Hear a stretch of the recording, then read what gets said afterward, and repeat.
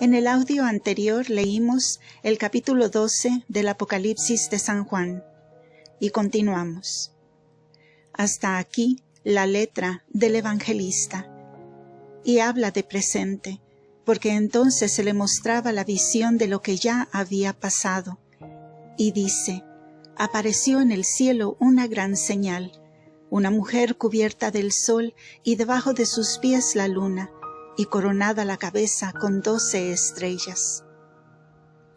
Esta señal apareció verdaderamente en el cielo, por voluntad de Dios, que se la puso de manifiesto a los buenos y malos ángeles, para que a su vista determinasen sus voluntades a obedecer los preceptos de su beneplácito.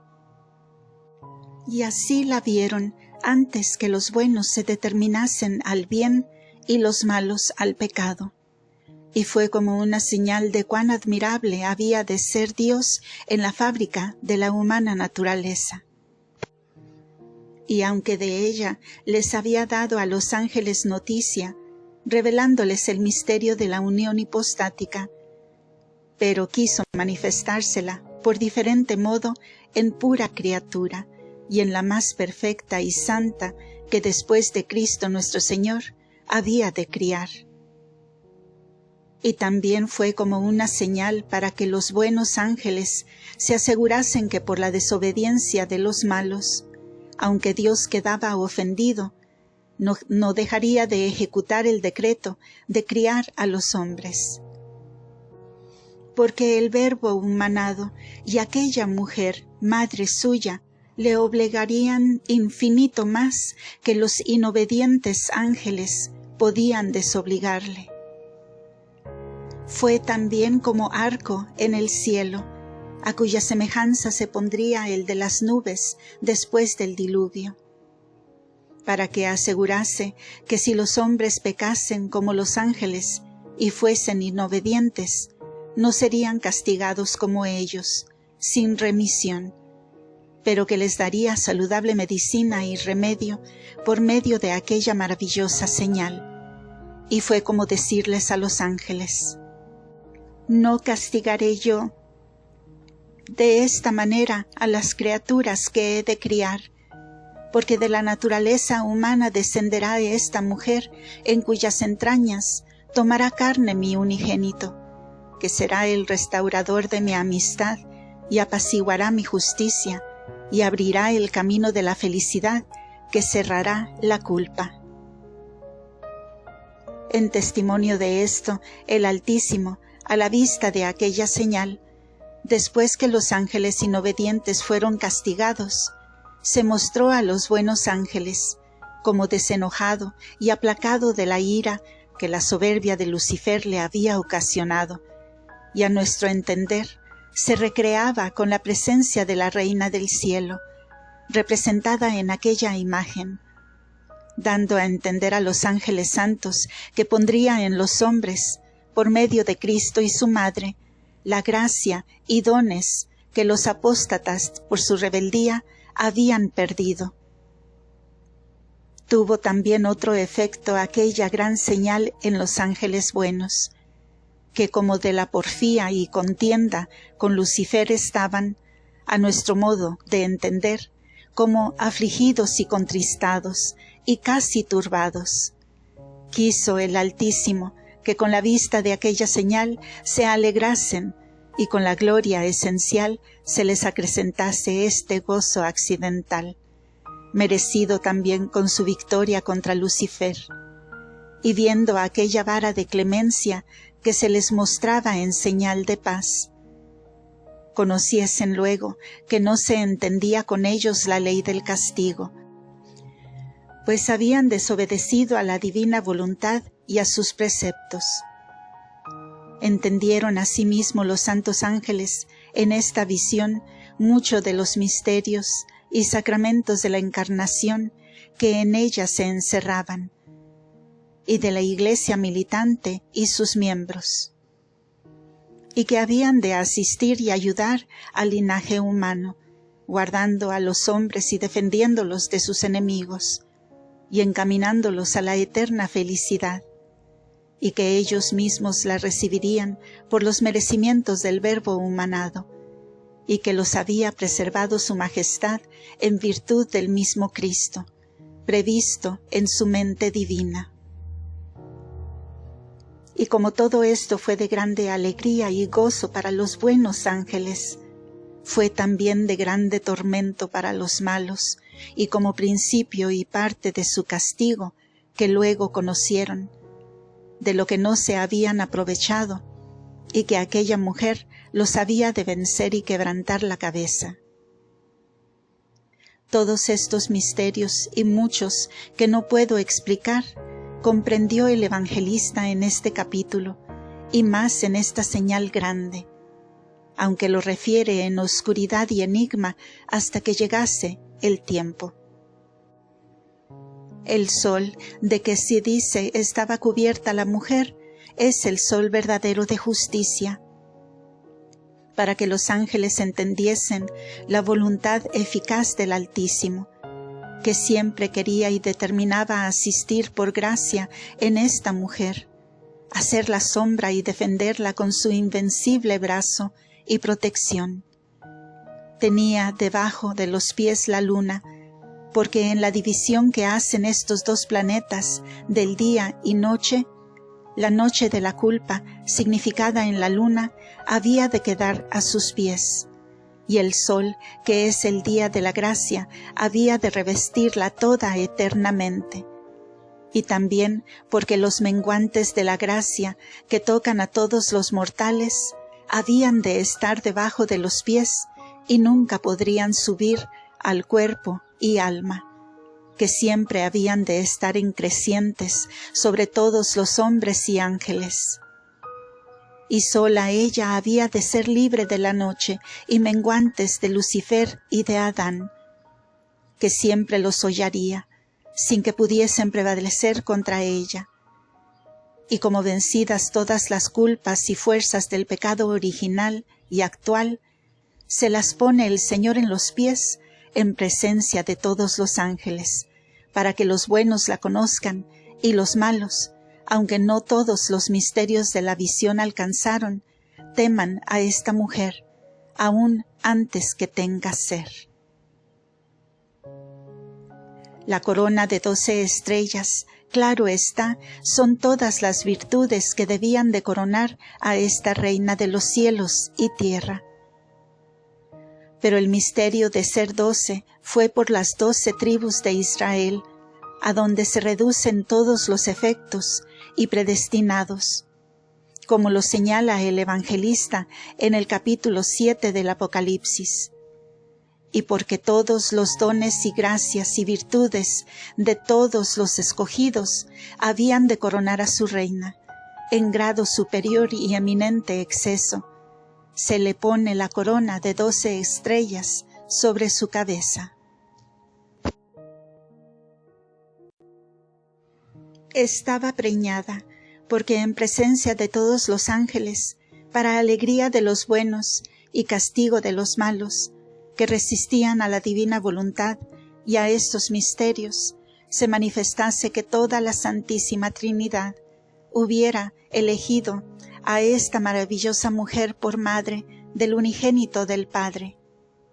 Y como esta dignidad de madre del Verbo era la mayor y principio y fundamento de todas las excelencias de esta gran señora y de esta señal, por eso se les propone a los ángeles como depósito de toda la Santísima Trinidad, en la divinidad y persona del Verbo humanado. Pues, por la inseparable unión y existencia de las personas, por la indivisible unidad, no pueden dejar de estar todas 3 personas donde está cada una, aunque sola la del Verbo era la que tomó carne humana, y de ella sola estaba preñada. Y pariendo daba voces, porque si bien la dignidad de esta reina y este misterio había de estar al principio encubierto, para que naciese Dios pobre y humilde y disimulado, pero después dio este parto tan grandes voces, que el primer eco hizo turbar y salir de sí al rey Herodes, y a los magos obligó a desamparar sus casas y patrias para venir a buscarle. Unos corazones se turbaron y otros con afecto interior se movieron, y creciendo el fruto de este parto desde que fue levantado en la cruz, dio tan grandes voces que se han oído desde el oriente al poniente y desde el septentrión al mediodía. Tanto se oyó la voz de esta mujer que dio, pariendo, la palabra del Eterno Padre. Y era atormentada para parir. No dice esto porque había de parir con dolores, que esto no era posible en este parto divino, sino porque fue gran dolor y tormento para esta madre, que en cuanto a la humanidad saliese del secreto de su virginio vientre aquel cuerpecito divinizado, para padecer, y sujeto a satisfacer al Padre por los pecados del mundo, y pagar lo que no había de cometer, que todo esto conocería y conoció la reina por la ciencia de las Escrituras. Y por el natural amor de tal madre a tal hijo, naturalmente lo había de sentir, aunque conforme con la voluntad del Eterno Padre. También se comprende en este tormento el que había de padecer la Madre piadosísima, conociendo los tiempos que había de carecer de la presencia de su tesoro, desde que saliese de su tálamo virginal, que si bien en cuanto a la divinidad le tenía concebido en el alma, pero en cuanto a la humanidad santísima había de estar mucho tiempo sin él, y era hijo solo suyo. Y aunque el Altísimo había determinado a hacerla exenta de la culpa, pero no de los trabajos y dolores correspondientes al premio que le estaba aparejado. Y así fueron los dolores de este parto, no efectos del pecado como en las descendientes de Eva, sino del intenso y perfecto amor de esta Madre Divina a su único y santísimo Hijo. Y todos estos sacramentos fueron para los santos ángeles motivo de alabanza y admiración, y para los malos principio de su castigo. Y fue vista en el cielo otra señal. Vióse un dragón grande y rojo que tenía 7 cabezas y 10 cuernos, y 7 diademas en sus cabezas, y con la cola arrastraba la tercera parte de las estrellas del cielo, y las arrojó en la tierra. Después de lo que está dicho, se siguió el castigo de Lucifer y sus aliados, porque a sus blasfemias contra aquella señalada mujer se siguió la pena de hallarse convertido de ángel hermosísimo en dragón fiero y feísimo, apareciendo también la señal sensible y exterior figura. Y levantó con furor 7 cabezas, que fueron 7 legiones o escuadrones, en que se dividieron todos los que le siguieron y cayeron. Y a cada principado o congregación de éstas le dio su cabeza, ordenándoles que pecasen y tomasen por su cuenta incitar y mover a los 7 pecados mortales, que comúnmente se llaman capitales, porque en ellos se contienen los demás pecados, y son como cabezas de los bandos que se levantan contra Dios.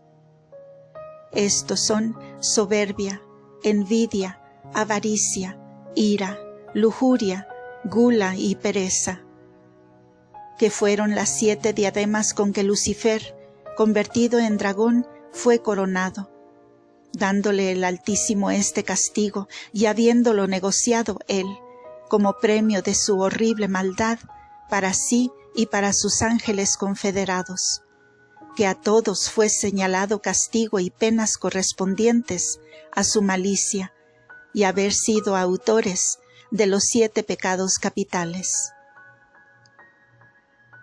Los 10 cuernos de las cabezas son los triunfos de la iniquidad y malicia del dragón y la glorificación, y exaltación arrogante y vana que él se atribuye a sí mismo en la ejecución de los vicios. Y con estos depravados afectos, para conseguir el fin de su arrogancia, ofreció a los infelices ángeles su depravada y venenosa amistad, y fingidos principados, mayorías y premios. Y estas promesas, llenas de bestial ignorancia y error, fueron la cola con que el dragón arrastró la tercera parte de las estrellas del cielo, que los ángeles estrellas eran, y si perseveraran, lucieran después con los demás ángeles y justos, como el sol en perpetuas eternidades. Pero arrojólos el castigo merecido en la tierra, de su desdicha hasta el centro de ella, que es el infierno, donde carecerán eternamente de luz y de alegría. Y el dragón estuvo delante de la mujer para tragarse al hijo que pariese. La soberbia de Lucifer fue tan desmedida que pretendió poner su trono en las alturas. Y con sumo desvanecimiento dijo en presencia de aquella señalada mujer: ese hijo que ha de parir esa mujer es de inferior naturaleza a la mía. Yo le tragaré y perderé, y contra él levantaré bando que me siga, y sembraré doctrinas contra sus pensamientos y leyes que ordenaré, y le haré perpetua guerra y contradicción. Pero la respuesta del Altísimo Señor fue que aquella mujer había de parir un hijo varón que había de regir las gentes con vara de hierro. Y este varón, añadió el Señor, será no solo hijo de esta mujer, sino también hijo mío, hombre y Dios verdadero y fuerte, que vencerá tu soberbia y quebrantará tu cabeza. Será para ti y para todos los que te oyeren y siguieren, juez poderoso, que te mandará con vara de hierro, y desvanecerá todos tus altivos y vanos pensamientos. Y será este hijo arrebatado a mi trono, donde se asentará a mi diestra y juzgará, y le pondré a sus enemigos por peana de sus pies, para que triunfo de ellos, y será premiado como hombre justo, y que siendo Dios, ha obrado tanto por sus criaturas, y todos le conocerán y darán reverencia y gloria. Y tú, como el más infeliz, conocerás cuál es el día de la ira del Todopoderoso. Y esta mujer será puesta en la soledad, donde tendrá lugar aparejado por mí. Esta soledad a donde huyó la mujer es la que tuvo nuestra gran reina, siendo única y sola en la suma santidad y exención de todo pecado. Porque siendo mujer de la común naturaleza de los mortales, sobrepujó a todos los ángeles en la gracia y dones y merecimientos que con ellos alcanzó. Y así huyó y se puso en una soledad entre las puras criaturas, que es única y sin semejante en todas ellas.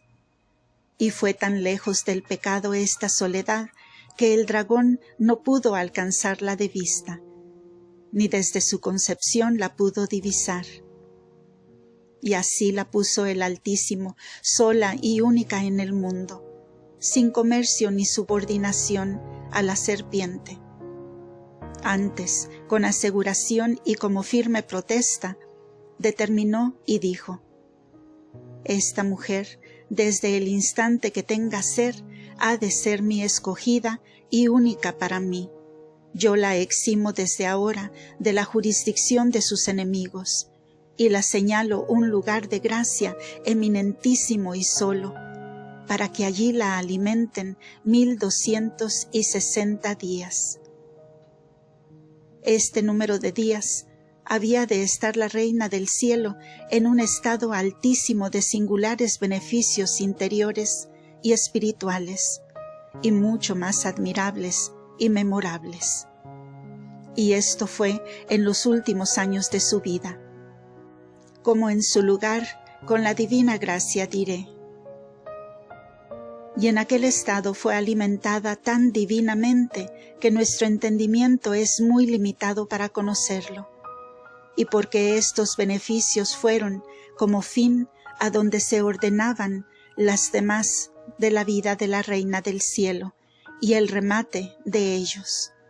Por eso fueron señalados estos días determinadamente por el evangelista. Fin de la primera parte. La segunda parte empieza en el siguiente audio. Gracias por escuchar.